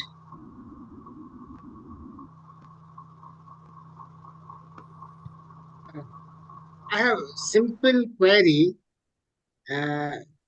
regarding the Professor Gopal's presentation. Professor Gopal, you said there's a mathematics and logic built in Chandas or Chand Shastra. So mathematics and logic was already there. Then it was introduced in the designed Chandas. First alternative. Second alternative is first Chandas were created, then mathematics and logic was extracted. Third possibility is it was a rhythm which required the introduction of both. So what is your clarification? It's a nice debate which we talked about. Was mathematics invented or discovered? We would rather err on discovery of mathematics from a language. Out of a language. If you kindly look into this, please give me a sequence of letters from any Veda. We can reconstruct it. Why is it possible? Because inferential possibility exists. I can look at it. You please tell me it's a verse from Vedas. I will give you this Swarankam, which is Udatta, which is Anudatta, which is Swarita, Dirgha Swarita, 3 notes. I can reconstruct systematically if I know the verse without the intonations. Every time we can do that. So the language is, yes, sir. If such a logic and mathematics was already present in Vedic Chandas, Vedic Chanda Shastra, then how far it is going to be useful to modern research in computer science? We know binary operations, they are all there, decimal system was all. So how far this logic and mathematics is going to be useful in modern research in computer science? Basically. I would, yes, sir. Yes, sir. Thank you so much for giving me an opportunity to do this. You see, what I have been postulating is that we never wanted any subject to be different from any other subject, just that a set of syllables, a set of aksharani pronouns, they work like magic. And it is something that happens, the material necessary will automatically come, it will get structured, it will happen. A theory which we have been very passionately advocating called mantra. It should work like that. That's the goal. Now, if I have to create a science in that, the most likely science that I would like to talk about is a binary based science, binary based arithmetic, because only 1 and 0, Laghu and Guru. Only two symbols are there. I am carrying a book, Pingal Krat Chanda Sutram, Yes, sir. by Dr. Kapil Dev Dwivedi and Professor Shyamlal Singh, man of mathematics. And they have analyzed the binary operation, particularly, or Bernoulli theorem, Bernoulli numbers, etc. So, are some such research further going on? Because I am not the expert in this subject. So are these subjects are further pursued, or they are just remain in the books? The point we want to make is we don't see a machine that can extract this like I do. It is so easy for me. Right. Sanskrit is going to be the future language of the computer. This is what I have heard. This was true 30 years back. 30 years back, the lectures were there. Sanskrit is most eminently suited for computation. It appeals to common sense. There are only two symbols, Laghu and Guru, and they should be in combination, 0 and 1. Whatever we call, I would like to call Laghu as 1 and 0 as the Guru.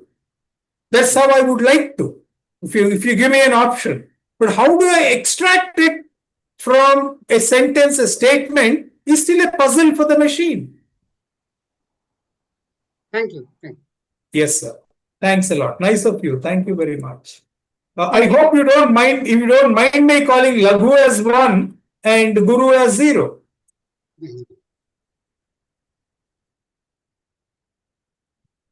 This is a clash of ideas, and from there, as Bhattacharya sir said, वादे वादे जायते तत्वबोधः. हमारी इन बातचीत से ही कुछ नया fact निकल कर आएगा. Therefore, thank you, Kaushal sir. Thank you, Gopal ji. Any other comment or any other query from any one present here? Actually, Gopal ji is correct. 1 is Laghu and 0 is Guru. We do understand 0 means the entire Tribhuvanam, where Paramatma is there, and 1, it is Jivatma. He is Laghu. Right, sir. Thank you, Kaushal sir, for bringing this point into our notice. And Bhattacharya sir, would you like to have some comment on this? Okay. Any other comment or queries from the audience? Okay. As we have all been so indulged in this lecture series that we all would be thinking about the topics that we have discussed today. What I have gathered from this gathering is that Chandas are the Vedic rishis' way of organizing their thoughts in the most natural and cosmic way. That's why it leaves all-encompassing impact on the readers and the chanters and vibrates in their hearts, rendering multiplicity of meaning. And therefore, we say that Veda are Aparushaya, and they have that many meaning that it becomes impossible for us to understand the meaning in the first go. I believe that this session must have given us food for thought for a long time, and we would be thinking about this. With this, we come to the final segment of this session. And now I invite Professor Shashi Tiwari ma'am, President, Waves India, and the founder of Waves India, to come and deliver the vote of thanks.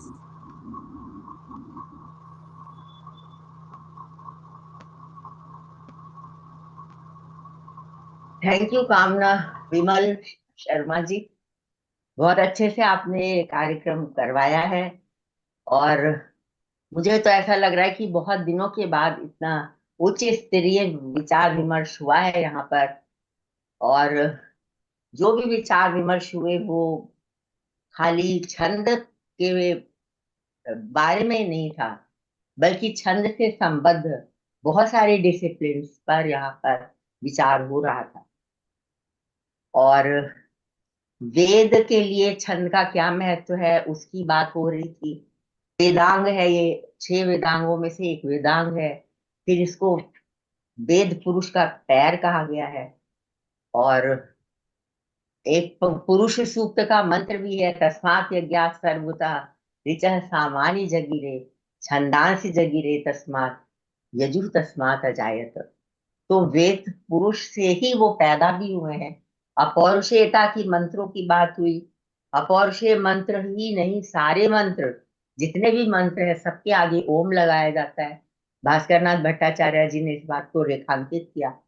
तो ओम से मंत्रों का कितना घनिष्ठ संबंध है, और स्वरों से संबंध है, प्राणायाम से संबंध है। गोपाल जी ने हमें बताया 8 तरह के प्राणायाम है, उनके साथ कैसे श्वास की प्रक्रिया में अंतर आता है, और इस तरह से छंदों में अंतर आता है। बहुत सारी बातें हैं छंद को लेकर, और सचमुच में आज बहुत ज्ञान प्राप्त हुआ है, ऐसा हम कह सकते हैं। और ओम नमः शिवाय मंत्र को भी यहाँ पर उल्लिखित किया गया, जिसको उन्होंने पंचाक्षरी भी बताया और षडाक्षरी भी बताया। ऐसे चीज पर आप को सबको ध्यान देना चाहिए इस तरह के विषयों पर। और उन्होंने सारे अपने विषय को 3 भागों में बांटा था।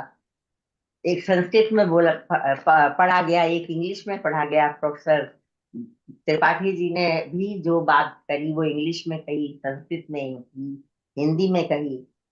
तो छंदस को लेकर एक गंभीर चर्चा यहाँ पर हुई है, ऐसा कहा जा सकता है। और मुझे तो लगता है कोई क्षेत्र ऐसा नहीं है जिससे छंदों का संबंध ना दिखाया गया हो। सतरज स्तंभ से दिखाया गया, योग से तो हो ही गया, मैथमेटिक्स से हो बताया गया, स्वरों से बताया गया। वो तो उदात अनुदात स्वरित जो स्वर हैं उनसे छंदों का संबंध है। छंदों का संबंध म्यूजिक से भी है। पाणिनि ने छंदों का लिखा, पिंगल सूत्र लिखा गया। इस तरह से एक बहुत प्राचीन शास्त्र है ये, जो बहुत सारे विधाओं से स्पर्श करता हुआ सा प्रतीत होता है। और ऋषियों ने इसको बहुत महत्व दिया है। इसीलिए जब हम वेद पढ़ते या पढ़ाते हैं तो हम कहते हैं अविदित्वा ऋषि छंदो दैवतम योगम एवचा यो अध्यापे जपे पापी जायते तुषा। छंद के जाने बिना, ऋषि को जाने बिना, देवता को जाने बिना मंत्र को पढ़ना ही नहीं है, मंत्रार्थ का ज्ञान होगा ही नहीं। तो इस तरह से छंद का एक बहुत महत्व है। और निश्चय ही आज बहुत परम उच्च कोटि के विद्वानों ने यहाँ पर अपने बात प्रस्ताव रखे हैं। हमने कुछ सीखा है, और आगे भी मुझे लगता है कि बहुत से लोगों ने यहाँ पर प्रेरणा प्राप्त की होगी शोध करने के लिए। यहाँ पर जो लोग पहली या दूसरी बार आए उनको मैं बताना चाहूंगी, और हर्ष का मेरे लिए बहुत विषय है कि यहाँ पर कोई भी ऐसा छात्र या छोटे स्तर का कोई क्लास का कोई नहीं है। सभी लोग बड़े उच्च स्तर के प्रोफेसर हैं, या फिर टीचर हैं, या फिर एसोसिएट प्रोफेसर हैं। इससे नीचे तो शायद ही कोई भी नहीं है। और सबने धैर्य पूर्वक यहाँ सुना है, और अपने अपने ज्ञान को बढ़ाया है, और आगे कुछ नए विषयों को लेंगे, मुझे ऐसी उम्मीद है। उनको निश्चय ही यहाँ पर विचार उत्तेजक प्रेरणा प्राप्त हुई होगी, ऐसा मैं विश्वास करती हूँ। और अपर्णा भी मेरे साथ ऐसा स्वीकार करेंगी। मानती हूँ मैं कि विकास ने भी इसमें बहुत कार्य किया शुरू में। विकास ने वो पोस्टर बनाने में काम किया, तो उनको भी मैं सबसे पहले मैं छोटे से शुरू करती हूँ, तो उनको धन्यवाद देती हूँ। अपर्णा ने भी कार्य बहुत किए हैं, सबको पोस्टिंग करने में, सबको सर्कुलेट करने में, इसलिए अपर्णा भी धन्यवाद की पात्र है। और तीसरे स्थान पर कामना आती है, जिन्होंने कि यहाँ पर इस कार्यक्रम को आयोजित करने में अपना यहाँ पर योगदान दिया है। सुप्रिया संजू यहाँ पर हैं, योगेश हैं, ये सब डॉक्टर साहब, ये सब टीचर्स हैं, और अभी वेद में पढ़ा रहे हैं और उसमें रुचि रखते हैं। फिर देखिए दूसरे लेवल पर आपको मैं परिचय कराऊं, अंजू सेठ हैं जो यहाँ पर सत्यवती कॉलेज में प्रिंसिपल रह चुकी, और मीनाती रथ है जो उड़ीसा में है, मानिक तलाजी यूएसए से जुड़े हुए हैं, आशा पांडे जो दिल्ली में है, और वाधवा जी भी शायद अमेरिका में है, वैसे दिल्ली और बम्बई के हैं। आर एस कौशल जी से अभी आपने बात सुनी है, फिजिक्स के प्रोफेसर हैं दिल्ली यूनिवर्सिटी के, मगर वेव से बहुत इनका रुझान है और बहुत हमें इनसे सीखने को मिलता है। इसी तरह से प्रोफेसर लल्लन प्रसाद हमारे कार्यकारिणी के भी सदस्य हैं, और इकोनॉमिक्स के दिल्ली यूनिवर्सिटी के बहुत जाने माने प्रोफेसर हैं। करुणा आर्या और श्रुतिकांत धर्मा सारे दिल्ली यूनिवर्सिटी के टीचर्स हैं, या तो अभी हैं या रिटायर हो चुके हैं, लेकिन ज्यादातर वही हैं जो कि पढ़ रहे हैं और पढ़ा रहे हैं। तो ये एक अच्छा सा कार्यक्रम हो गया। अभी जूम के लिए हमें इंटरनेशनल वेव्स के प्रेसिडेंट श्री शशि केजरीवाल जी के द्वारा जूम की प्राप्ति हुई, जिसको सुप्रिया ने अरेंज कराया, उनको भी हम धन्यवाद देते हैं। और सबसे बड़ा धन्यवाद देते हैं अंत में भास्कर भट्टाचार्य जी को, जिन्होंने बहुत जबरदस्त व्याख्यान देकर आज सबको स्तब्ध कर दिया। और दूसरे नंबर पर प्रोफेसर टी गोपाल जी को, जिन्होंने भी साइंस, मैथ्स और फिलॉसफी और कितने सारे सब्जेक्ट्स को जोड़कर यहाँ पर अपना ज्ञान और रिसर्च प्रस्तुत किया। प्रोफेसर राधा वल्लभ त्रिपाठी जी को तो हम सब प्रणाम ही कर सकते हैं, उनका आशीर्वाद ले सकते हैं, और प्रार्थना करते हैं कि आप अभी युगों युगों तक हमें इसी प्रकार से ज्ञान देते रहें और लिखते रहें। आपके लेखन की, आपकी लेखनी भी अनवरत लिखती रहती है। आप कवि भी हैं, काव्य भी लिखते हैं, सब कुछ लिखते हैं जो जिसको क्रिएटिव राइटिंग कहते हैं। और इसके अतिरिक्त हैरानी होती है जब महाभारत पर भी आप इतना अच्छा सुंदर प्रवचन देते हैं। मुझे महाभारत के आपके जो वे यूट्यूब में पड़े हुए हैं लेक्चर, वो बहुत बहुत अच्छे लगते हैं। वेद व्यास के ऊपर, विदुर के ऊपर, और इसके अतिरिक्त आपने जितने संस्कृत के महाकाव्य हैं, नाटक हैं, उन पर भी लिखा है। और मुझे ध्यान आ रहा है डॉक्टर साहब, एक आपका बहुत पहले मैंने पढ़ा था, वो कोई मुकदमा था, भारतेंदु हरिश्चंद्र कुछ हुआ था, उनके साथ मुकदमा हुआ था कुछ, जो हिंदी के प्रख्यात कवि थे भारतेंदु, जिन्होंने हिंदी भारत को मतलब अपनी भाषा होनी चाहिए, तो इस तरह की आपने उस पर भी व्याख्यान दिया था। अधिक ना कहते हुए आप सबसे को प्रणाम करती हूँ, धन्यवाद देती हूँ यहाँ पर जो आए श्रोता के रूप में और वक्ता के रूप में और अतिथि के रूप में, और वेव्स का आपने मान बढ़ाया। आप सबको बहुत बहुत आभार, धन्यवाद। मुझे दिख रहा है कि प्रभाकर जी अब आ चुके हैं। प्रोफेसर प्रभाकर अगर कुछ कहना चाहते हैं तो वो 2-3 मिनट में अपनी बात रख सकते हैं। आप प्रोफेसर भूदेव शर्मा जी के साथ शुरू से जुड़े हुए थे, और बेंगलोर में आपने चैप्टर वेव्स का बनाया हुआ है। किन्हीं कारणों से अभी आप अमेरिका में हैं आजकल, तो अगर आप 2-3 मिनट में अपनी बात कुछ रखना चाहें तो रखें।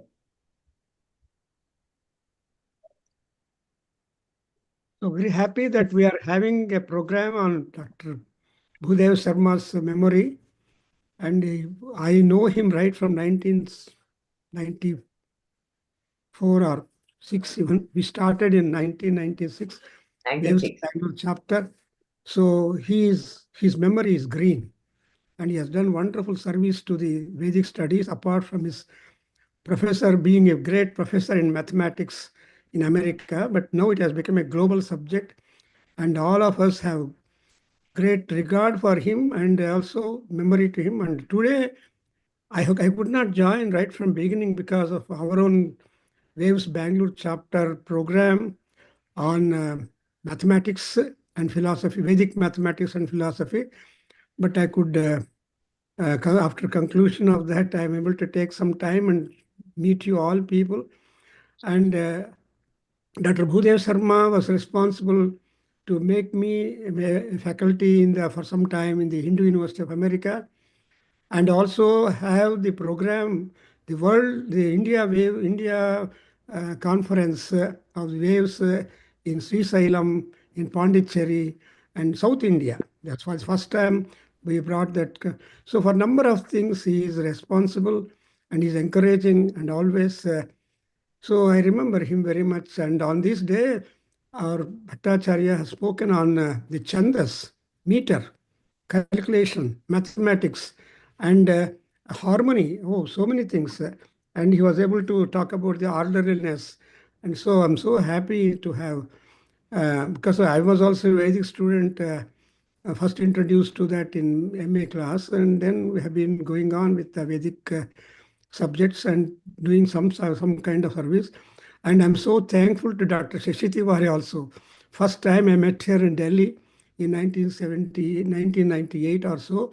Since then, she has been very affectionate, dynamic, and trying to spread knowledge to all people and bring many, many scholars on one single platform, and see that we are able to exchange knowledge. So, and also it started in Atlanta, Dr. Bhudev Sharma, a group of people. And even in we should also remember R.L. Kashyap, who was the vice president of the Waves for a long time, and he was also responsible.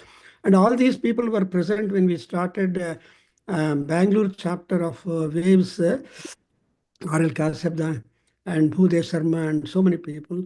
So I'm so happy that we remember him, and on his name, we have a lecture program from a seasoned professor, a great scholar, and on Chandas. So I feel proud that I was able to participate and share a few ideas on Dr. Bhudev Sharma, but he's a human being in the sense that he wants people to come onto a platform. He wants people to share their ideas and knowledge and spread to other people. So that mission which he has in his mind, or vision that he has got in his mind, I think is going to be live, is on because of Dr. Aparna, Dr. Shashi Tiwari, and so many of you, as you see. And I'm thankful for everybody. Namaste astu. Om Shanti Shanti Shanti. Thank you, Prabhakar ji, for sharing Professor Bhudev Sharma sir's vision and mission with us, and also inspiring us to move in the same direction. Professor Bhudev Sharma ji ने जिस बीज का आरोपण वर्षों पहले waves के रूप में किया है, आज प्रभाकर जी जिस कारण से यहाँ नहीं आ पाए हैं आरंभ में, वो भी यही सिद्ध करता है कि वेव्स कई दिशाओं में, कई शाखाओं में अपने उसी प्रयास में, अपने उसी कार्य में लगा हुआ है। इसी तरीके से हम प्रोफेसर भूदेव शर्मा जी के जो स्वप्न हैं उनको सत्य करते रहें, उसी दिशा में हम कार्यरत रहें। इस प्रार्थना के साथ मैं इस मीटिंग के अंत में शांति मंत्र कहकर इस मीटिंग का समापन करने का अनुमति चाहती हूँ। ओम सर्वे भवन्तु सुखिनः, सर्वे सन्तु निरामयाः, सर्वे भद्राणि पश्यन्तु, मा कश्चित् दुःखभाग् भवेत्। ओम शांतिः शांतिः शांतिः। Thank you everyone present here. We also had Professor Rajiv Malhotra ji from USA with us in the beginning of the session. I extend my thanks to him as well.